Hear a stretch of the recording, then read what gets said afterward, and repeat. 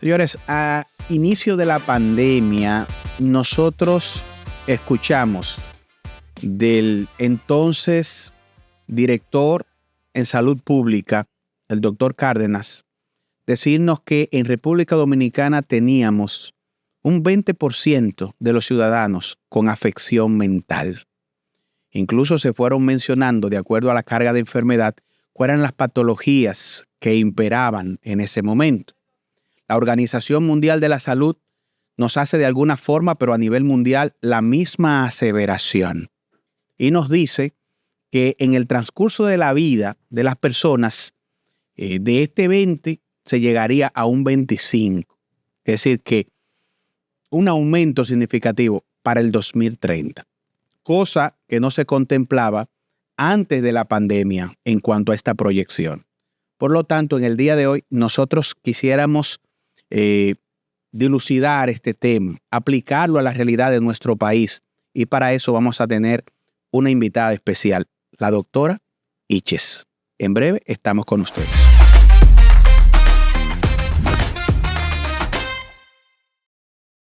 Doctora Iches con nosotros. Un aplauso, señores. Un aplauso. Bienvenido. Mire.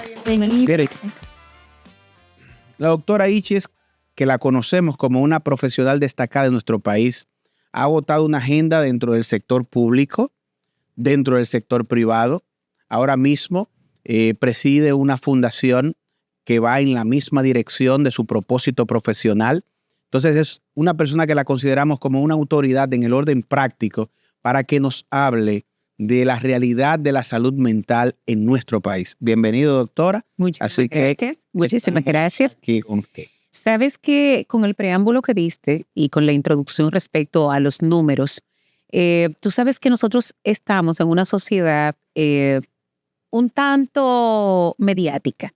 Y es mediática porque cuando se encuentra con personas como yo, que le habla de números, de una vez entra en una línea ligera de decir se está exagerando. Solamente puede decir que se está exagerando cuando tú no estás en el entorno en donde puede contar esos números.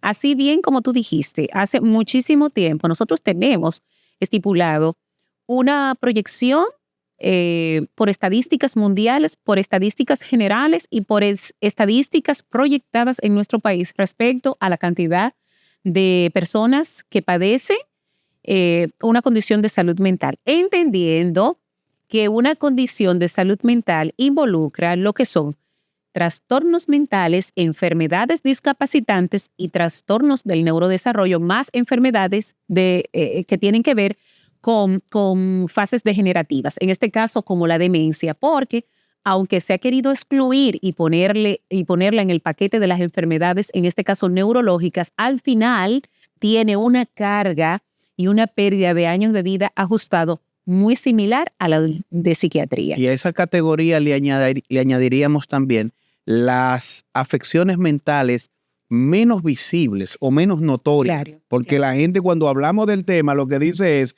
está visualizando el famoso, ¿verdad? Loco en la calle, en condiciones básicamente de indigencia. Total. Sin embargo, la violencia que estamos viendo, doctora, el aumento del abuso de sustancias psicoactivas, los patrones desadaptados en diferentes ámbitos nos dicen a nosotros que hay un tema ahí. Hay algo básico. Cuando hablamos de ese famoso 20%, me voy a quedar con el 20 solo, aunque no es 20, es un 35. Bueno. Es un 35. ¿A proyección futura usted dice o post pandemia? A post pandemia. Bueno. El 20 era previo. Post pandemia es un 35. Y de hecho, un 35 tímido, porque como todavía no ha pasado el tiempo para arrojar estudios a 5 años posterior al evento pandémico, pues entonces más o menos están dándonos esas pinceladas de por dónde pueden ir los números. O sea que cuando venga para el próximo año los estudios estadísticos a nivel mundial, no nos asombremos. Resulta lo siguiente, me voy a quedar solamente con el 20, que es lo concreto. Muy bien. Cuando tenemos un 20%, estamos hablando que de 10 millones hay 2 millones. En salud, para nosotros hacer programas de salud que sean efectivos, tenemos que tener números. Los números, las estadísticas es que nos van a dar a nosotros. Primero, la importancia de cómo debemos abordar cada uno de los temas y los patrones y las enfermedades. Segundo, basado en esos programas, por supuesto, ¿qué dinero va a estar disponible para ello? Presupuesto. Presupuesto, que es la piedrecita en el zapato. ¿Tú sabes por qué?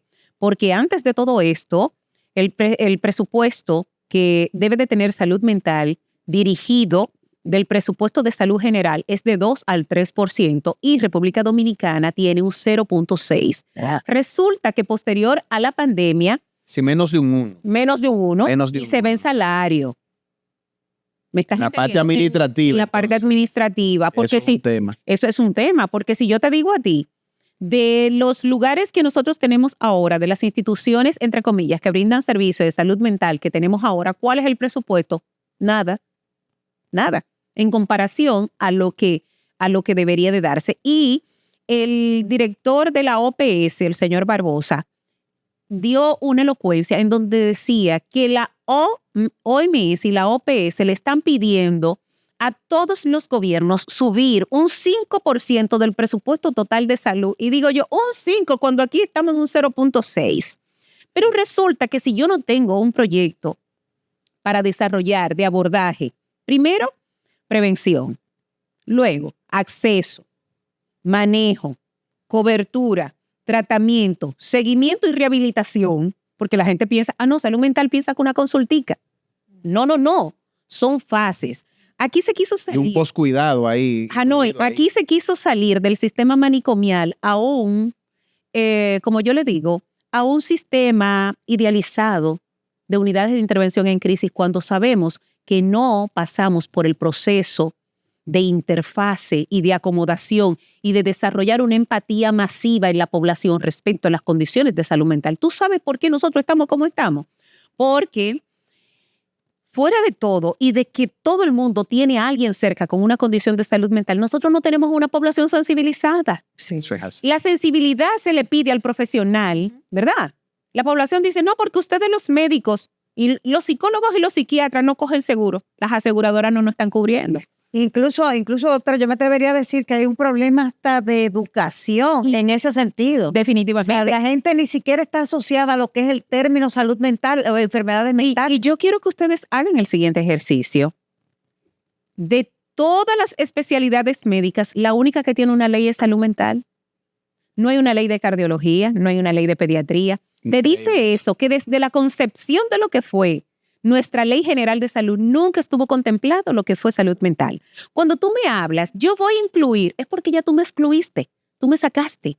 Entonces, estamos hablando que la salud general es un derecho universal constitucionalmente establecido y ganado, en donde no debe de ser ni mediado ni condicionado por el tipo de enfermedad que yo tenga. A veces yo hago unos ejemplos muy puntuales, muy drásticos, muy duros, en donde todo el mundo tiene derecho a la salud, claro está, pero obvio, yo voy a llorar por mi herida. Cuando hablamos de enfermedades oncológicas, aquí todo el mundo sabe que las enfermedades oncológicas, dependiendo de la que sea, tiene un pronóstico de vida, una posibilidad de respuesta y unos años de vida con ciertas calidades en salud que pueden complicarse y que pueden tener un gasto mucho más adicional. Aquí hay planes, aquí hay cobertura de hasta 8 millones de pesos para una enfermedad oncológica y no me quieren cubrir un tratamiento de, voy a especular diciendo de $500,000, de $1 millón para sacar un paciente de una depresión o una ideación suicida que puede cambiar drásticamente su vida. ¿Y por qué niegan el cerebro? Porque el cerebro es el principal órgano del cuerpo. Lo grave es que en el cerebro controla todo, porque hasta el centro cardiorrespiratorio está en el cerebro.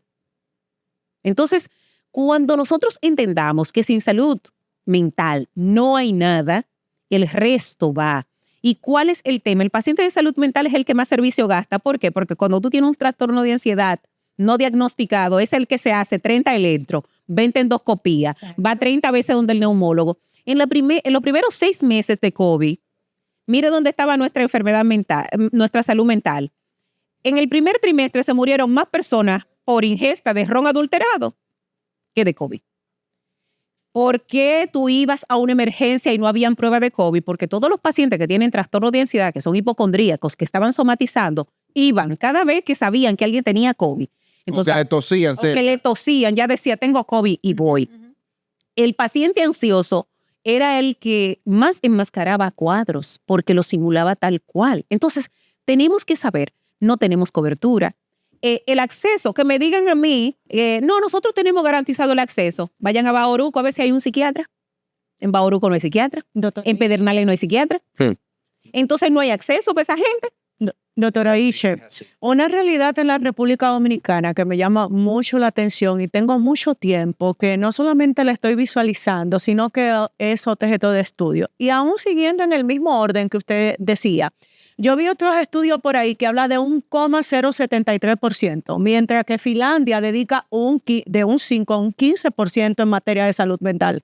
O sea, que debería de ser ejemplo para las autoridades con diversas políticas públicas, ya que analizando un poquito, yéndome profundo a la psicopatología de las serialidades y de la alteración de la psique en las calles, que es algo que yo analizo. ¿Cómo es que acá en la República Dominicana se hace una realidad contextual, tantos tapones? Cuando analizamos, usted sabe que las alteraciones de la psique está en la atención, en el pensamiento, en las emociones y en el habla. Pero en la atención acá en la República Dominicana se hace muy evidente que el dominicano vive aéreo, en Abelén con los pastores, con una actitud precisamente que a veces se confunde, porque cuando voy a la etiología de lo que es el trastorno de esquizofrenia, que es una desorganización del pensamiento y de la percepción, digo, ¿qué le pasa al dominicano? Anda en la calle como estoy manejando, pero realmente, ¿qué me pasa a nivel de salud mental? Mira, tú dices algo y ahí voy a traer a colación lo siguiente. Si fuéramos tan inteligentes como sociedad y como proyecto de salud y no verlo de una forma lineal solamente para manejar a alguien enfermo, ustedes saben que la principal causa de muerte que nosotros tenemos son los accidentes de tránsito. Excelente. Cuando tú te vas al análisis de los accidentes de tránsito, tienen horas picos. Esas horas picos son en la mañana y a muy altas horas de la noche. Y las dos están condicionadas por condiciones de salud mental. En la mañana, la mayoría de accidentes que ocurren están dados por personas que tienen trastorno del sueño duros o vienen, en este caso, con algún trastorno de ansiedad o tienen alguna condición comórbida. O sea, son pacientes diabéticos que pasan la noche entera sin dormir, tienen insomnio. Incluso, fíjense que la mayoría de accidentes trágicos en la mañana no hay trágicos. No hay casi trágicos. ¿Ustedes saben por qué? Porque resulta que el que frené, que me llevé a uno por el medio, que choqué, que le quité el retrovisor y se desmonte. Pero vean acá, ¿era que usted estaba durmiendo? Lo dicen bromeando, pero no saben que de verdad, que el hombre se durmió. Sí. O el que viene manejando un camión de Constanza, pero tiene 3 días que no ha dormido, pero ese es el único trabajo que tiene. Y en la noche, todos, casi en su mayoría, más del 80%, es por el uso o abuso de algún tipo de sustancia. No. Sí. Entonces, el uso y abuso de sustancias, los trastornos del sueño, la depresión, la ansiedad, ¿a qué están ligadas a salud mental? El Intran debería de tener, en este caso, un programa asociado Y accidentes. de accidentes. Sí, y accidentes que son acciones suicidas. Total. Como resultado de una depresión en donde tú no te quieres quitar la vida de tal forma que la gente que dejes atrás entiendan que no existe. ¿Sabe que por ahí iba yo a hacer una pregunta a la doctora? Porque vemos que a pesar de que en la actualidad tenemos más conocimiento que antes, porque en el tiempo que nosotros éramos muchachos no se hablaba de trastorno. La gente decía, pero fulano tiene un hijo que lo tiene trancado y uno ni siquiera sabía. Actualmente la gente tiene quizá un poquito más de apertura en ese aspecto. Sin embargo, vemos que aunque se habla más de problemas de salud mental, hay más suicidio cada día. ¿Qué está pasando? ¿Qué estamos haciendo mal? Te voy a decir algo, mira. Cuando yo escucho de que no, porque nosotros estamos en las estadísticas, en el promedio de las estadísticas, digo yo, es que no debe de haber promedio, es que no debe de haber uno. Entonces resulta, nosotros tenemos un país en donde cada 11 horas, antes eran cada 13, pero cada 11 horas se suicida alguien. Aquí los intentos suicidas no están cubiertos. Aquí los intentos suicidas no tienen un seguimiento. Entonces nos vemos con unas estadísticas también sesgadas. ¿Por qué? Porque cuando en cada trimestre me ponen un número y a final de año me dice que fueron 600, sí, pero ¿cuántos intentos suicidas frustrados no hubieron? ¿Y cuántos se llevaron a cabo y tuvieron causa de fallecimiento? Otra cosa que no fue el instante inmediato. ¿Por qué? Porque cuando alguien toma la decisión desacertada y se toma algo para provocarse daño, algún tipo de veneno, llega vivo a la clínica, al hospital, entra a cuidados intensivos, pero ¿cuál es la causa de muerte? Un fallo multiorgánico, un edema, un paro, no pone suicidio. Entonces también hay una parte que se nos va. Entonces, el tema de los suicidios viene porque también tenemos mucha divulgación por lo que son las redes y nosotros sabemos que existe el efecto copycat o el efecto imitador. Y de hecho, ustedes pueden ver que exactamente en estos primeros 20 días han ocurrido una serie de eventos desacertados, feminicidios y suicidios que han sido todos con la misma estructura y con los mismos métodos. Y todo eso se debe y que debemos de hacer un trabajo responsable y decir que cuando la persona ve algo que sí da resultado, que sí provoca el daño, pues entonces dice, ese es un método seguro, por ahí yo me voy. No voy a estar inventando cualquier otra cosa. No importa que sea uno, que sea dos. Tenemos que tener en cuenta, nosotros no nos podemos comparar con Estados Unidos. Nosotros no podemos tener, no porque en Brasil, sí, pero Brasil estamos hablando que nos cuadriplica en habitantes y que tiene otra economía y que destina a otro. Porque ¿cuál es el detalle? Son 10 millones de gente. No estamos hablando de 1.000 millones, como en otros lugares. Entonces, nos negamos a hacer públicas y claras estadísticas que ahí están. Porque tú dices que no, que aquí no hay, pero tú sales allá afuera. Nada más hay que salir allá afuera. Y la escala de bienestar, entonces, porque teníamos la mayor puntuación. Pero tú sabes que el dominicano le rebala todo. Sí, Bueno. esa parte es la que me inquieta y quisiera que usted me dé luz, porque así como usted está hablando de los suicidios, están hablando de los muchachos, y entonces ahí como que se me brillan los ojos, porque realmente el área escolar es la parte que como que me gusta, como que disfruto. Entonces, me gustaría saber, doctora, ¿qué indicadores pueden ver los docentes en esos estudiantes, en esos niños, niñas y adolescentes que están en sus salones de clase? ¿Qué pueden ellos ver para preservar o algún indicador que pueda dar luz para entonces ir más allá? Una de las cosas que nosotros tomamos como parámetro a la hora de valorar la salud, y en este caso la salud mental y la integridad de un niño, niña o adolescente, son dos grandes patrones. Primero, lo que es su respuesta y su interacción en el medio escolar, y segundo, lo que son las relaciones de amigos y las actividades sociales. Cuando esos dos renglones están alterados, pues entonces debemos de empezar a buscar porque debe de estar pasando algo. Oigan, como no es de que puede, no, debe, es seguro. Ahora bien, en el área escolar, aquí hay algo que a mí me interesaría muchísimo para ver de qué forma se logra. Debería de incluirse en lo que es el programa de materias académicas y escolares, dependiendo, claro, de la fase del año, del curso, debe de irse integrando lo que es en este caso clínicas o clases de salud mental. ¿Por qué? Porque el mismo niño que está en una etapa en donde no puede clasificar ni definir absolutamente nada, el tú irlo enseñando cuáles son las cosas y los cambios que él debe también de ir tomando en cuenta para decir que es importante, nos ayudaría muchísimo a tener una intervención adecuada y poder tener niños sanos. ¿Por qué? Porque resulta que hay niños que vienen de entornos altamente patológicos que normalizan ciertas situaciones y para ello, como no ven otra cosa, eso es lo que regularmente se da. Pero en el ambiente escolar, cuando un maestro vea cambios comportamentales importantes como aislamiento, retraimiento, tartamudez, un niño que no tartamudeaba o un niño que te pide mucho permiso para ir al baño, tiene que tener ojo fuera del regaño propio, tiene que decir, pero ven acá, antes este muchacho no me pedía tanto permiso para ir al baño, ¿por qué tiene que ir tanto? cuestionarlo porque puede ser, en este caso, una manifestación ansiogénica de algo que le está pasando.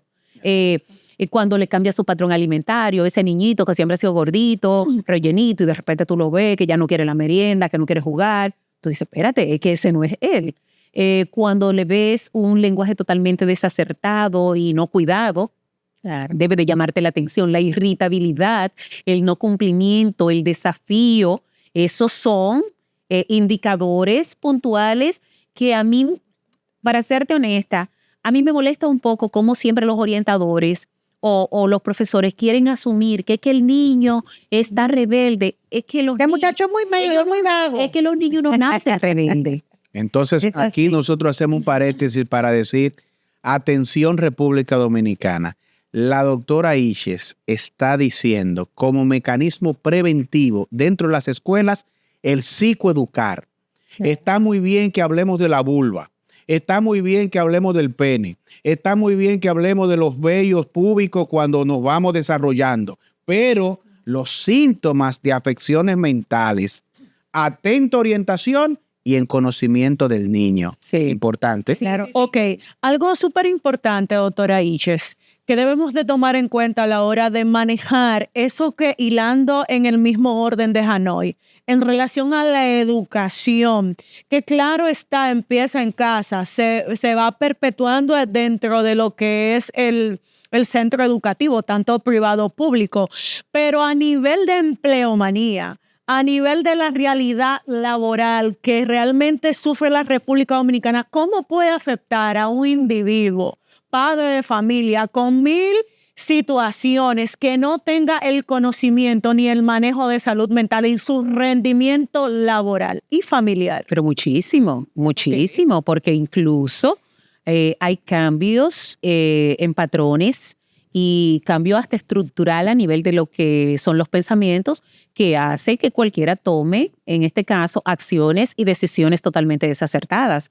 Y obvio, la productividad, mira, una de las cosas es que parte de la salud mental es un ente productivo. Excelente, Y así es. en la hilaridad de lo que es un comportamiento idóneo y de bienestar está la comparación. ¿Cómo nosotros podemos saber si de verdad alguna causa de salud mental me está afectando en mi productividad haciendo una comparación a los momentos que mejor tú estuviste?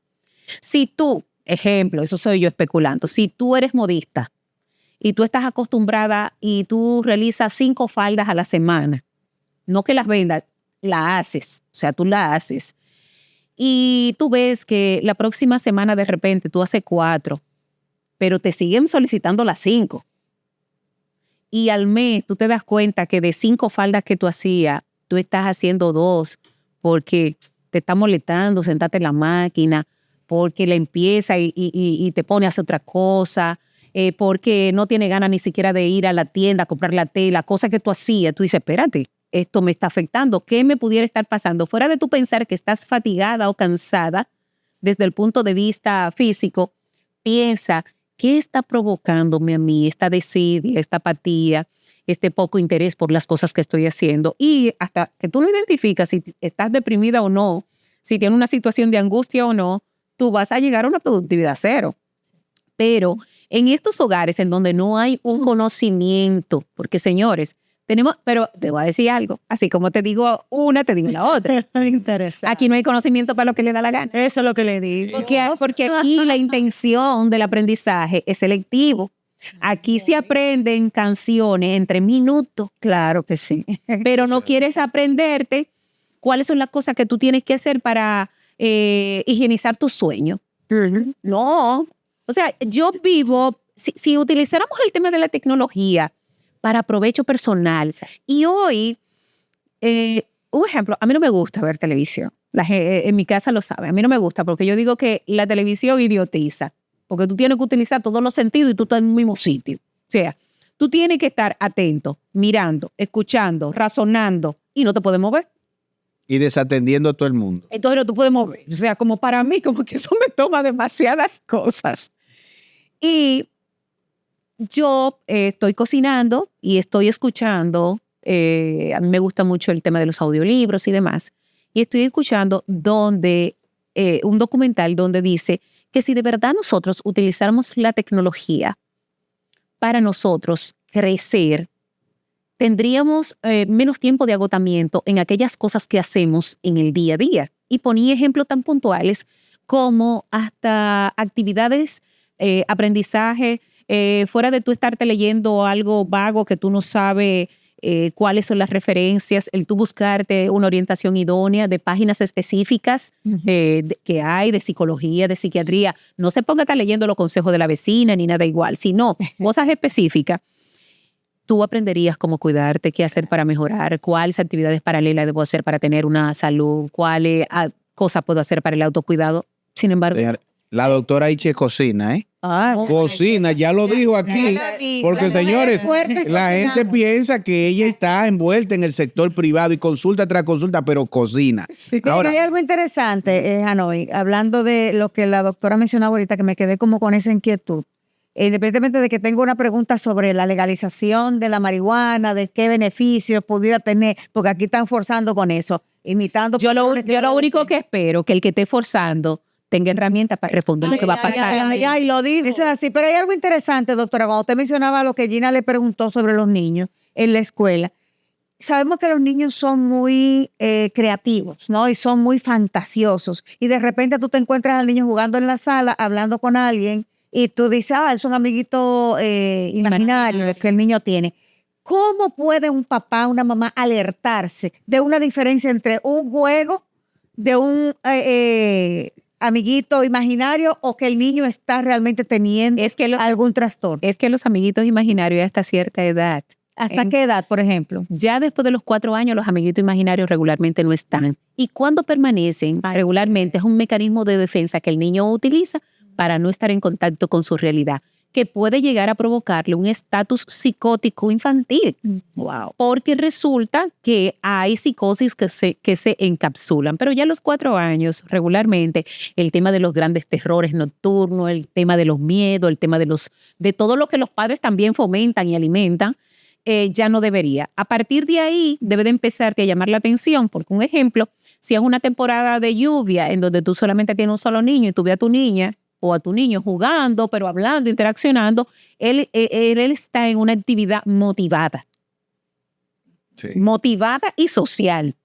Ahora bien, cuando tú ves que ese niño se retrae para supuestamente hablar con su amiguito imaginario, porque no, él nada más viene cuando yo estoy en la habitación, o te vislumbra un escenario que te debe de llamar la atención. Doctora, ¿y el satanismo, que es otro tema aquí en nuestro país? Los santos, las cuestiones. Ya se fue lejos esta mujer, señores. No, lo que pasa es que yo hablando de la experiencia que yo he tenido en el consultorio, y la experiencia que yo he tenido, que tú no te das cuenta, para tú poder distinguir. La gente va con que es un problema mental y resulta que es un problema.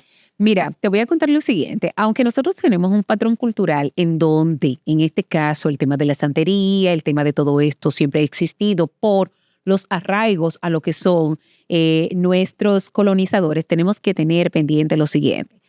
¿Tú sabes cuál es la gran disyuntiva que hay con todo lo que tiene que ver con salud mental?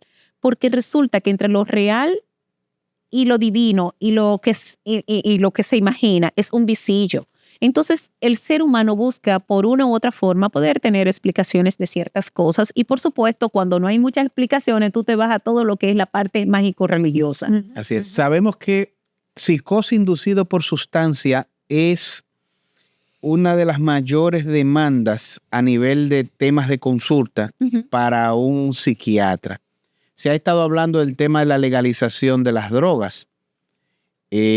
En su experiencia a nivel de consulta, ¿cómo es este estado, esta crisis psiquiátrica, la demanda de servicio por esta razón, y qué opinión le merece a usted el hecho de que se vaya a legalizar la droga? Más que nada es despenalizar, pero mira, yo tengo una especialidad en adicciones y solamente al que no he visto a alguien evolucionar en el uso y abuso de sustancias es que quisiera que algo similar ocurra. Y cuando hablo de esto, yo tuve una confrontación con alguien que me decía el alcohol. Digo yo, ciertamente el alcohol, y de hecho provoca igual y peor daño que otras. Pero tenemos un sistema sanitario adaptado a ciertos patrones conductuales de uso de algunas sustancias. Ejemplo, todos los médicos saben cómo manejar una intoxicación alcohólica. ¿Y todos los médicos saben manejar una psicosis por marihuana o cocaína? No. Entonces, estamos hablando de un sistema sanitario que no tiene forma de respuesta para lo que pudiera venir. Y para colmo, estamos actualmente en una posición donde se está normalizando tanto el uso de sustancias ilícitas, porque tú escuchas las flamantes ideas y a los creativos hablar de que, bueno, estamos locos de que nos llegue la oportunidad para ver cómo vienen las terapias psicodélicas. Señores, yo estuve en una clínica en Canadá y es compleja la situación porque tú vives en un en un sueño eterno, o sea, en un dream, como le llaman. Entonces, es bastante complejo. El tema del uso y abuso de sustancias, así mismo como tú dices, Hanoi, son de las condiciones o de, en este caso, de las patologías por los cuales más llevan al paciente en crisis. Pero ahí viene la segunda parte, que es la más compleja. La necesidad de un proceso de rehabilitación. Nosotros no tenemos, excepto de algunas instituciones privadas y de, en este caso, Hogar Crea, que lo tengo que mencionar de forma pública, nosotros no tenemos un sistema ni sanitario ni social entrelazado y que sea complejo, que nos permitan tener grandes opciones para aquellas personas inclusive que optan en rehabilitarse. Porque ciertamente no todos a primera instancia quieren, ni desean, ni tienen conciencia precisamente de hacerlo.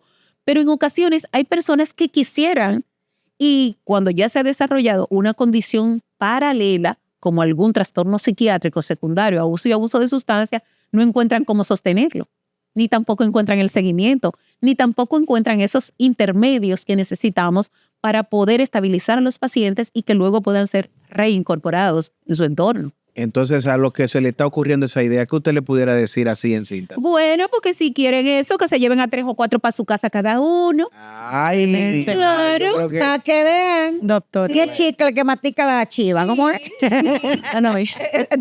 Como diría alguien, ¿cómo es?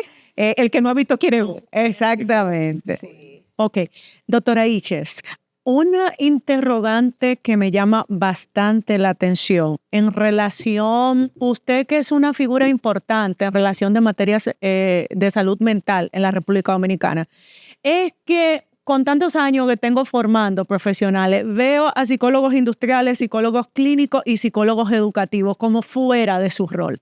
Y viendo la realidad de la República Dominicana, donde la realidad, valga la redundancia, de salud mental es imperante. Entonces, cuando hablamos de salud mental, tenemos que ver todo lo que converge en ella. Y en este caso es el producto humano.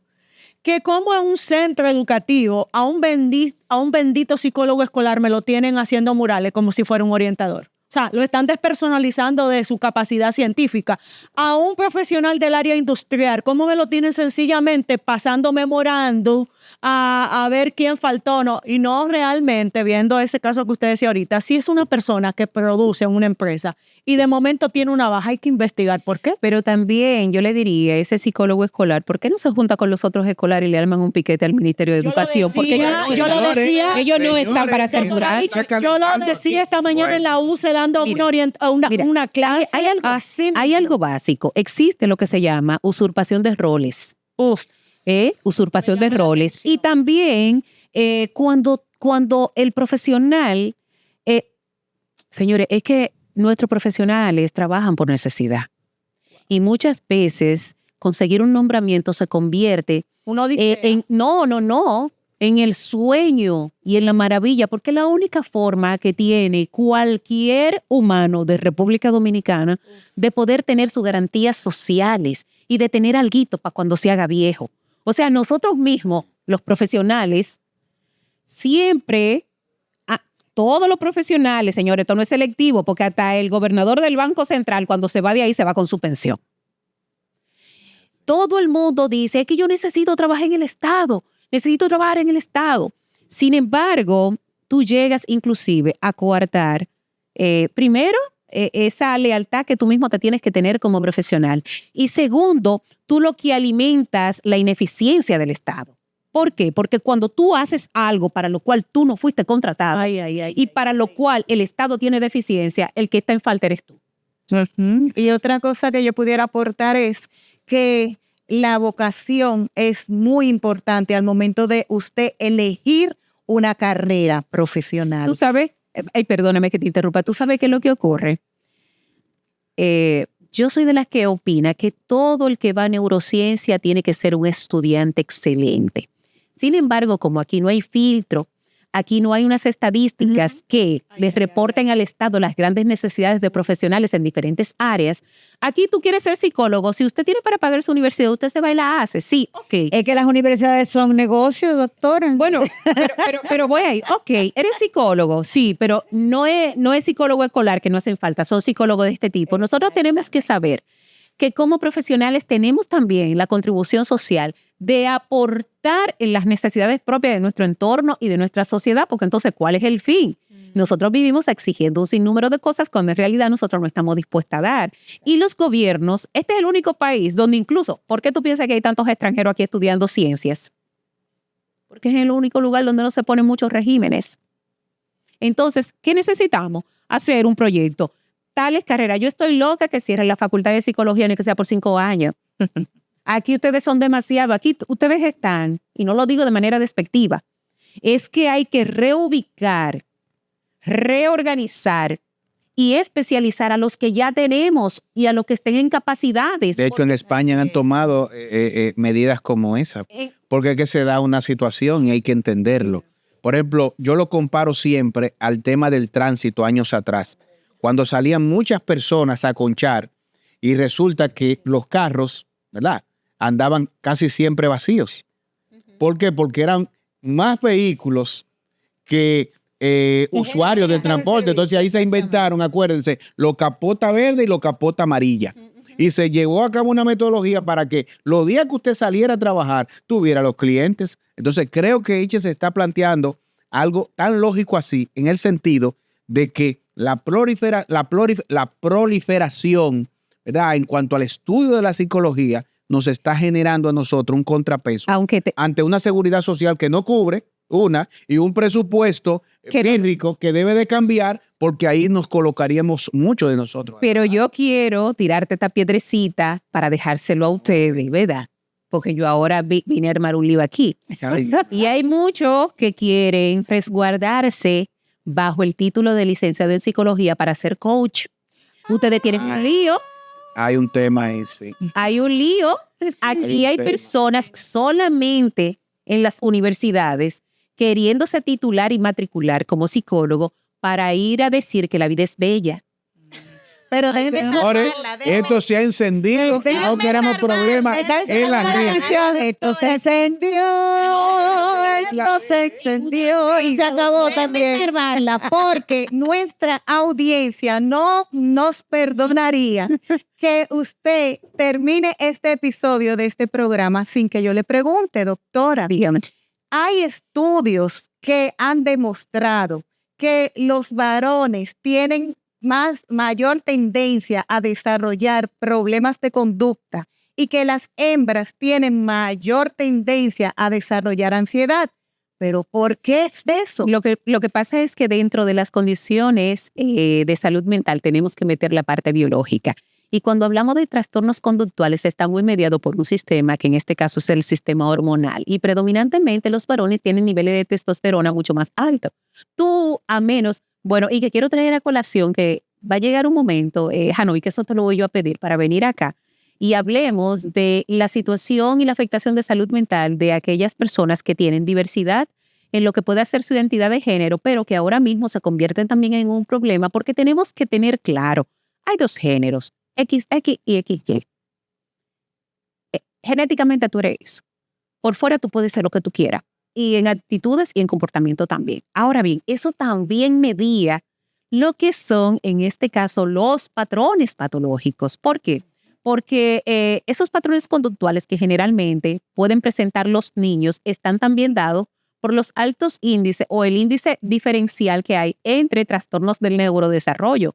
Los niños tienden a tener más hiperactividad y desatención que las niñas y por ende, en este caso, los trastornos comportamentales están muy ligados a esto el tema del autismo, del espectro autista, el tema de los niños con discapacidades totalmente diferentes, el niño que tiene trastornos explosivo intermitente, el niño negativista desafiante. O sea, tenemos muchísimos diagnósticos que sí son buenos que se vean en la parte infanto-juvenil, vamos a decirlo así, como por separado, porque en la medida que lo hagamos, la población puede estar un poquito más clara e identificar. Yo siempre me he preguntado, Janoy, que es experto en adicciones, porque yo lo admiro a él, él lo duda, pero yo lo admiro. No, yo no tengo por qué. Sí, no, ajá, no, así mismo. Yo siempre me he preguntado cuando te llegan a ti esos adolescentes y los padres afuera de doctor, yo no sé a quién ese muchacho ha visto bebiendo tan temprano. Hermana, hay un momento en donde ese desarrollo necesita automedicarse e identifica a su alrededor cualquier cosa que desacelere esos neurotransmisores ahí adentro. Y puede ser así mismo, desde la comida, desde la tecnología, desde el alcohol, desde el azúcar, desde los carbohidratos, desde las drogas, o sea, un sinnúmero de cosas. Adaptativo, totalmente adaptativo. Totalmente. Bien, señores, yo no me quiero ir aquí sin plantearle algo a Iches, porque a ella le ha ido muy bien en su ejercicio profesional en el área privada. Sin embargo, en tu experiencia en el área pública y quizás cosas que la gente ignora, cuando alguien incluso se te acerca, que no tiene para los medicamentos, incluso que no tiene para los pasajes. Uh-huh. Es decir, experiencia que hemos vivido todos, señores, pero la gente se queda allá afuera de que mira dónde anda montada, mira los lugares que va. Sin embargo, es el elemento de condescendencia que nadie conoce. ¿Cuál es tu experiencia en el trato de la salud mental con respecto a esto? Bueno, yo duré 19 años haciendo ejercicio público y así mismo como tú dices, gracias al esfuerzo, la dedicación y demás, yo puedo decir que estoy muy satisfecha con mi práctica privada. Pero les voy a decir lo siguiente, me decían, doctora, pero es que usted gana más en cualquier otro sitio, digo yo, pero la satisfacción de venir al hospital y de ayudar, porque tú dejas el salario en el camino. Sí. Entre el pasaje, el desayuno, el de afuera. Ahora bien, yo creo que la salud mental no es nada que se tenga que mendigar. Y yo, una de las cosas que más estoy tratando de fomentar y lo hago vía mi fundación, es que tengo grupos ya, tengo un club de pacientes de diferentes condiciones, diferentes patologías, y le estoy dando las herramientas para que entiendan que es un derecho, que usted no está pidiendo nada y que debemos de hacerlo de la manera correcta, porque al final, son personas inclusive que han sido productivas en determinados momentos de su vida y que por producto de una situación que no se busca, porque tú no vas al supermercado a comprar esquizofrenia, y tú no vas al supermercado a comprar un potecito de ansiedad, ni vas a beberte un litro de insomnio. No, nadie quiere. Entonces, por algunos motivos llegan a tener y son altamente discriminados. Ahora mismo, los trastornos psiquiátricos secundarios a las enfermedades médicas, la patología post-oncología, post algún trauma, la tenemos al día a día. Y yo creo que nosotros necesitamos, mira, voy a decir algo que no debería, porque esto es un programa altamente académico y científico. Dígalo. Pero mira, yo sé que nuestro presidente es una persona altamente sensible. Yo pienso que... Y yo lo que siempre he pensado, o que él no ve los mensajes, o sea, no le llega, o a él le filtran tanto porque lo quieren mantener aéreo de lo que está pasando.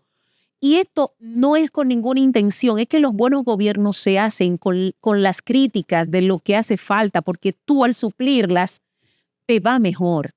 Entonces, no vamos a distraernos con ejemplo, hay un presupuestazo para dengue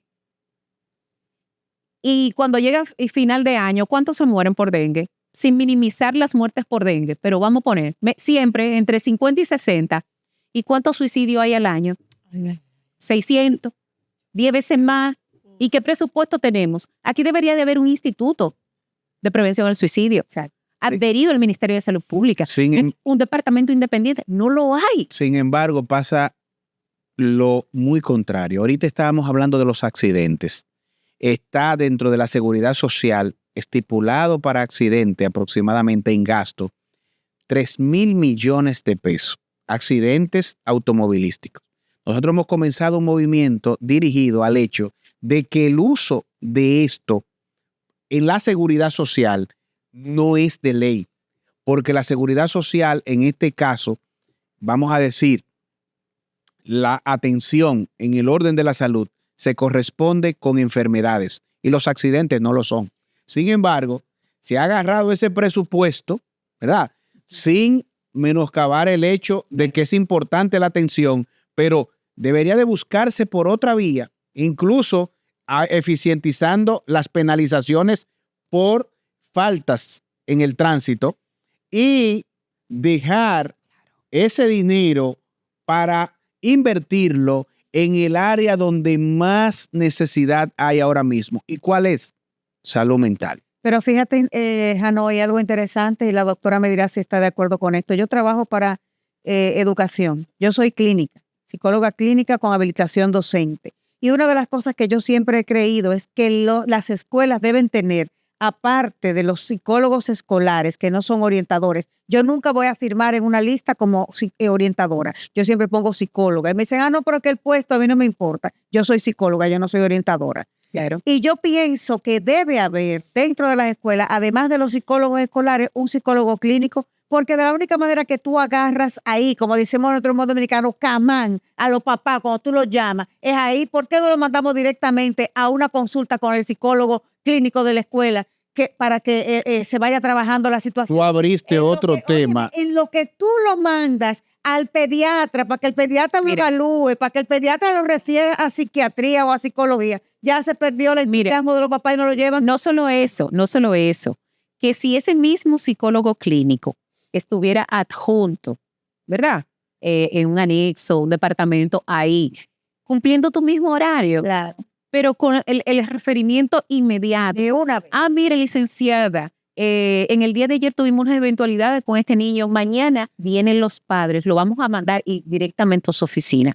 Tuviéramos resultados diferentes. Miren, los proyectos. Doctora, y también pudiera hacer así, Odalis, pudiera ser que hubiera un dispensario también público para que ese referimiento que sale de la escuela pueda ir al área clínica, porque tú no puedes mezclar el área escolar con el área clínica. Entonces, todo el sector debería tener un dispensario con un psicólogo clínico para atender esos casos de todas esas escuelas, todos esos centros que estén en el sector. Déjame decirte que agregando ahí, que ha sido siempre una queja de los pediatras, de los infectólogos y del Programa Nacional de Vacunas, y es que se quejan, yo creo que fue el año pasado, hubo una queja de que los padres y las madres no habían llevado a las niñas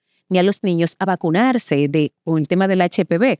Señores, en los dispensarios, así mismo como en mi tiempo hacían jornada de cepillado y de vacunación en las escuelas, ¿quién se escapaba? Nadie. Ese papel iba antes, la autorización del padre, y ese niño llegaba vacunado. Y ese niño así mismo iba el doctor Muelita, me acuerdo yo como ahora, a enseñarte a cepillar, a enseñarte a hacer cosas. Y así mismo debemos de enseñar al niño a tener salud mental. Así es. A tener salud mental. Señores, no hay tiempo para más. Lo que sí le decimos a la doctora Iches, que ahorita dijo que nos va a solicitar. No, esta es su casa. Cuando quiera tratar un tema, cuando quiera visibilizar lo que sea y promover los trabajos de su fundación, estamos aquí para servir. Muchísimas gracias. Señores, hasta la próxima.